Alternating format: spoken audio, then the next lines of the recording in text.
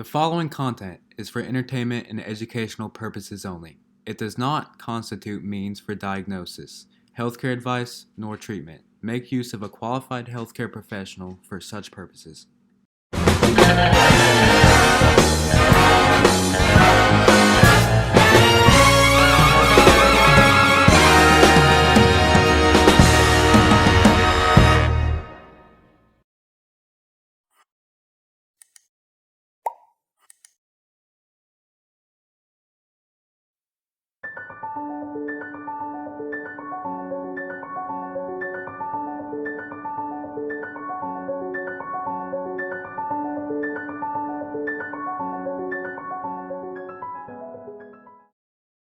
Today, we're going to begin a new lecture. This lecture involves that of stress.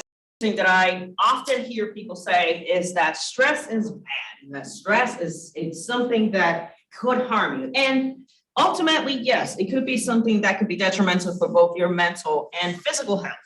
But notice that stress is part of our everyday aspects, right? Generally speaking, you wouldn't be able to survive your day if it wasn't for stress. Now, there are many aspects that we can use in order to evaluate stress. The first one is that of the biopsychosocial model. Notice that in their perspective, what they try to illustrate is that physical illness in general can be caused by that interaction. So as the term suggests for the model, notice that it mentions the biological aspects, the psychological aspects, and the social aspects. Therefore, when all of these three factors come together, notice that it could have a detriment towards your physical illness. But for those of you who are in engineering, you might find this interesting. Stress was not a term in mental health. It is now, but that's actually something we stole from engineers, right? We stole this term from engineers, and eventually we started applying it in the form of mental health. So let's define the term stress as it is related to mental health. Stress, we can think about it very broadly as a circumstance that is going to threaten, that is going to change that perceived well-being, right? That perceived well-being. Notice that along those lines, notice that stress can also put a burden, I should say, in regards to how is it that you cope. Notice that, as I mentioned, you wouldn't be able to carry on with your day if it wasn't because of stress. And why is that? Well, because we're going to have stress every day. It is an aspect that is going to follow you every day. Notice that we have routine nuances. We have routine hassles. And something about routine hassles is that we generally need those routine hassles. So for example, you feel uncomfortable because you haven't had anything to eat. So that causes stress. That's going to be a motivator that's going to lead you into having breakfast, right? Thinking about, oh man, I've been on vacation. Now I need to go to Dr. Shar's class. Notice that stressor motivated you into being in class here today. So notice that, yes, routine hassles can help you to a certain extent, right? To a certain extent. Because what happens? Well, after we have too many routine hassles, right? Routine nuances, or I should say routine issues. Notice that what's going to happen is that then they're going to start accumulating. Then they're going to start piling up. So now it's going to have detrimental effects towards your health. Notice that both in regards of them adding up. So for example, stress adding up, and also the collection of different types of stress. So for instance, you got stuck in traffic, you lost your keys, then you got stuck in traffic, then you had a flat tire. Notice that both them repeating themselves and piling onto each other can have a great strain towards your physical and psychological health. But how is it that we appraise aspects and circumstances as stressful?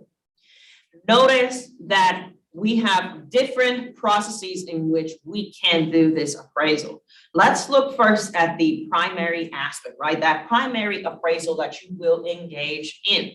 The primary appraisal, is that very initial evaluation. And what is going to happen when you are exposed to this new circumstance? When you're exposed to these new circumstances, this is what the first thing is going to occur. This is the first thing that would happen.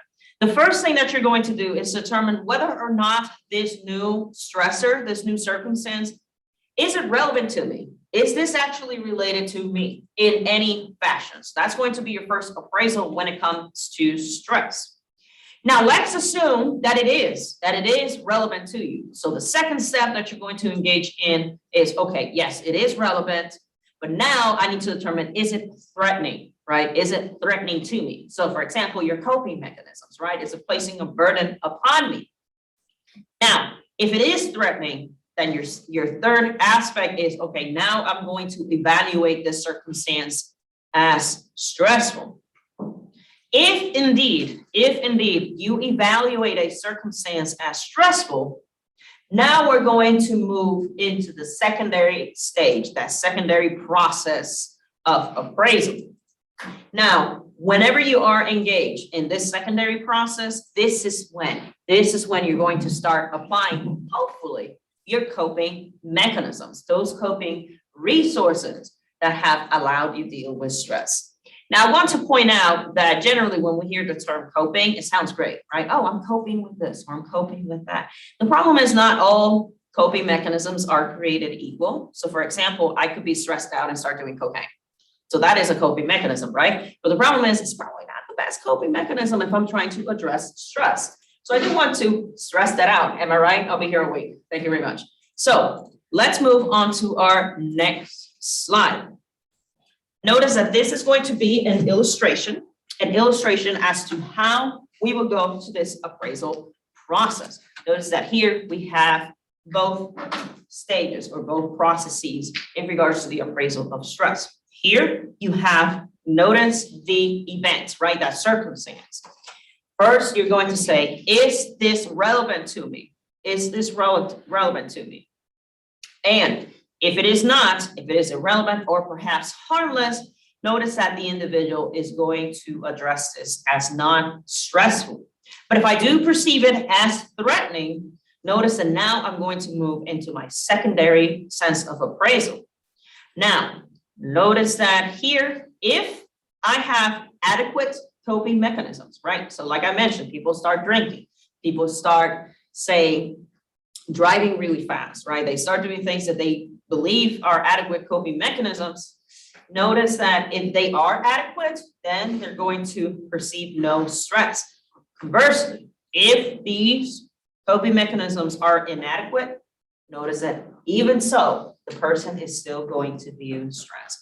This is an excellent illustration as to why is it that the same or different individuals, I should say, view an event, the same event and the same circumstance as different. And I'll give you an example. The other day I was talking to one of our interns, and by the way, one of our interns graduates and she is from this university. So I'm so proud of her because she's going to graduate. So I was talking to one of our graduate interns that doesn't attend this institution, and she was mentioning, Dr. Shah, how is it that you can have private practice, and also teach, and now you're thinking about law school, right? So notice, and she mentioned something, if it was me, I would be going crazy, right? Notice that the difference between her and I is that we had different processes, right? We had different processes in our evaluation of what that event was. That is a really good explanation. It allows us to see why is it that different people view the same aspect as stressful or not stressful. So, any questions about that? Fantastic. Good deal. Good deal. All right. Let's talk about the different types of stress, because like I mentioned, coping mechanisms are not created equal, and the same goes for stress. Not all different types of stress are created equal. Notice that the first aspect of stress that we're going to notice is frustration. You're going to see frustration a whole lot in practice, both in your patients and yourself. You're going to see a lot of frustration, unfortunately. Frustration can be defined as that experience, right? That stressful experience where your goal is blocked. This is immensely important, especially for practice, whenever you have a client or a patient in front of you, because many of the clients that are going to show up to your practice and they're going to you for help. Sometimes. So as you know, I practice under supervision. And most of the time when I have a client, though, I'll ask them, so how are you feeling? What's going on, right? Generally, they use the term frustration. But I would have them go through the process because, as you just learned, frustration is when something, a circumstance is blocking you from reaching a goal, right? Generally, in practice, you will see that either that blockage that that person has, it's either non-existent, right? So the person has indeed created a block that it's not necessarily there. The other thing is that the person might have exaggerated that block. So for example, because they have anxiety, they have depression, they have poor coping mechanisms. So notice, yeah, the actual block is there that is not allowing this patient to reach the goal, but it has been exacerbated, right? So it is your job to confront this situation and allow the process and the individual to evaluate that negative aspect. And something else that happens with blocks, right, when it comes to frustration and your stress, is that sometimes it is out of your control. It really is out of your control, but that doesn't mean that you cannot do anything about it. What you have to do is look into things that are indeed under your control, right? So for example, I cannot avoid the fact, say, for example, if you got stuck in traffic this morning, that was something that was completely out of your control. Something that is under your control, however, is waking up a little early. So that tomorrow when you go to class or you go to work, notice that that is in fact under your control, and that can minimize the chances of that block, of that frustration, of you not being able to be, for example, at work or at class, in class on time. Let's look at another type of stress. Notice that we're going to have internal conflict, Notice that this type of stress is going to occur when you have incompatible motivations, right? That are competing for expression, right? They're competing for expression. What does that mean in the Queen's English, right? I say that a whole lot. What does that mean in the Queen's English? You may have an idea of what it is that you want, but either you have other things that you want or you are not particularly sure, and now you're going to have conflicting aspects that are going to be there, trying to arise at the same time, right? They're competing for that expression. So perhaps you do want to be an engineer, but you think that you could be a teacher, right? So now you have two competing ideas. That's an internal conflict, right? Say you want to be an engineer, or maybe not, but you have been forced into that profession. So notice that now, say, no, I wanted to be an attorney, right? Or I wanted to be something else.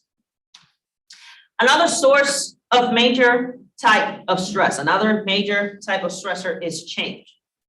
Change inherently is going to be stressful, irrespective of whether or not this change is good or bad, irrespective of whether you think this is a good change for you, is going to lead to stress. And why is that? Because it is substantial. It is an alteration of whatever the living circumstance was. Is going to require adjustment. So think about when you started university, right? Think about when you started your first job. Think about when you started dating, right? These were good aspects, right? Or getting married, right? Or having children. Most people view those as good changes, right? Most people view them as good changes. That doesn't mean they weren't stressful, were they? Planning for a graduation, planning for a wedding, planning for your first job, right?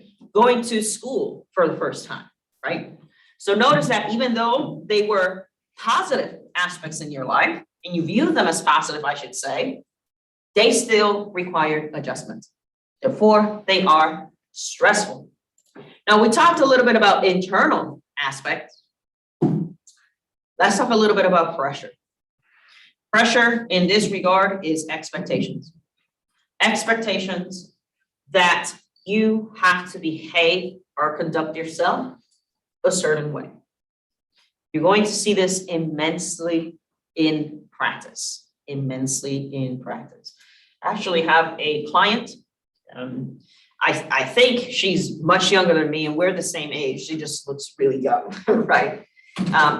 And notice that something that she is very concerned with is that her mother wanted her to be a physician.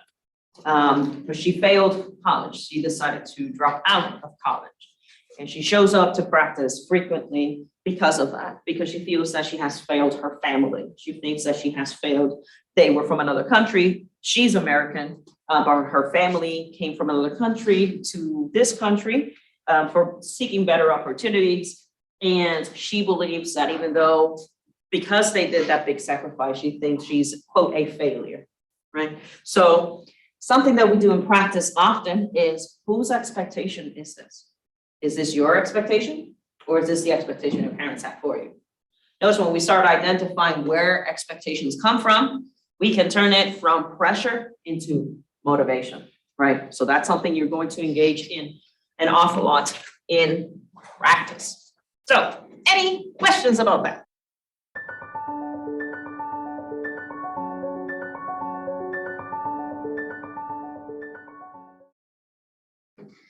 Let's talk a little bit more about the aspects of conflict, right? Aspects of conflict.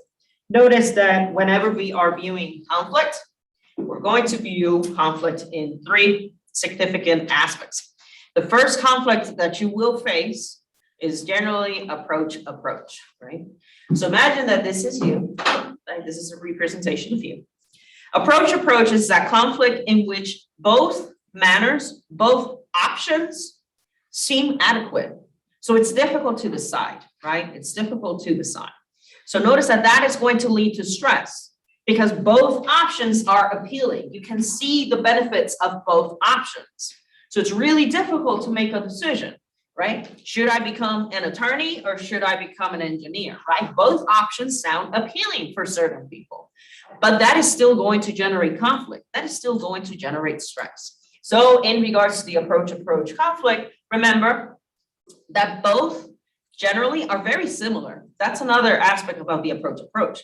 So notice in this case, so for example, the person, I should go play tennis or I should go play racquetball. So notice that they're similar, right? They both sound appealing. So it is difficult for this person to make a decision. Let's move into another type of conflict. That would be the avoidance. Notice that in this specific case, it is difficult to make a decision. It is difficult to address this conflict because you can view why both aspects could be detrimental. You can see the cons of that particular conflict, of those options that you are presented with. So notice in this particular case, imagine that you have a patient who is stressed because of medical concerns, and that is their presenting issue in practice. So they may be having stress because they're addressing the conflict of whether or not, do I deal with back pain or do I deal with surgery? Notice that both of these have risk, right? Both of these have risk. So notice that the person is unable to make a decision because they cannot necessarily view the pros of this particular aspect, but just the cons. Notice that the last aspect, the last type of conflict that we're going to talk about today is the approach avoidance, right? This happens immensely, especially with individuals who have anxiety. Notice that in this particular regard, we see both the positive aspects and the negative aspects, right? So we do see the pros and we see the cons. So imagine that you're seeing a client who is dealing with loneliness, right? And they're interested in having a romantic partner, but they're dealing with the stress and the anxiety of approach avoidance. They'll say in regards to the approach, well, maybe I can date this attractive person that I'm interested in. But then they will also have that con, which is, well, I worry that I'm going to face rejection. So notice that in this specific case, the person is unable to make a decision because they're not viewing in a cohesive fashion the pros and the cons of this issue and making a decision. So any questions about that?